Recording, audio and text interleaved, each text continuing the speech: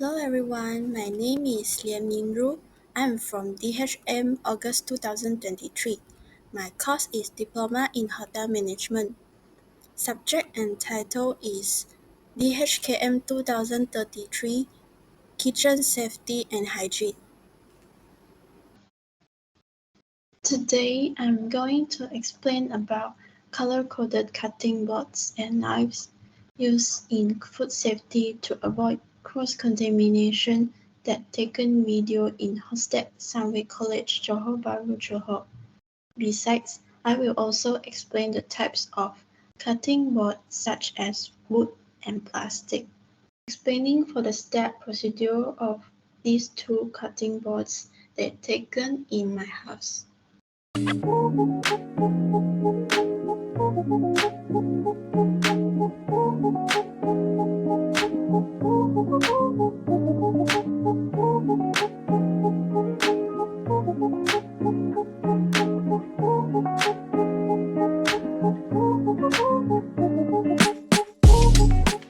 Cross-contamination occurs when wrong color-coded equipment is used during food preparation.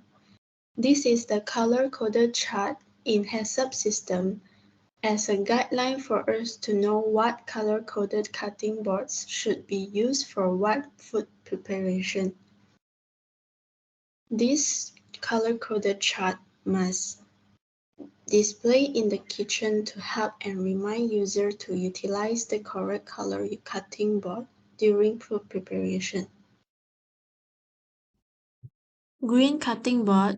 A green cutting board is used for washed fruits and salad items. For example, cutting up oranges, apples, grapes, and cutting up salad items such as tomatoes, cucumbers, and many more. Blue cutting board. We should use blue cutting board to cut raw fish and shellfish. For instance, salmon, prawn, cod, tuna, and so on. Red cutting board. We have to use red color cutting board to cut raw meat and poultry. Examples to cut up meat prior to cooking it. Marinate meat or to debone a piece of meat. White cutting board. A white cutting board is used for cutting dairy and bakery products. This means we can use it for cutting bread, cakes, pastries, and dairy items such as cheese. Next, I will go to discuss about cleaning and caring of wood and plastic cutting boards. We will be recommended to wash all cutting boards, whether made of a porous material like wood or a non-porous one like plastic, with hot and soapy water after each use. Moreover, I will explain about the step procedure for cleaning and caring of wood and plastic cutting boards. Here is how to wash our wooden cutting board. Step 1. Rinse with soapy hot water. Wash the surface of our cutting board with hot and soapy water after each use and before using the board for another food. Step 2. Air dry. After washing our cutting board, dry the surface with single-use paper towels and then let it air dry, standing up or on a raised rack with air flow. Step 3.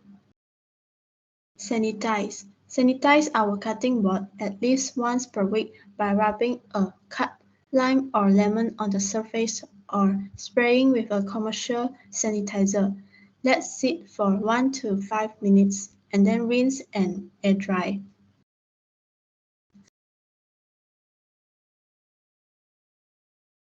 Step 4. Season with oil. Season our cutting board with food-grade mineral oil once per month to retain moisture and avoid cracks.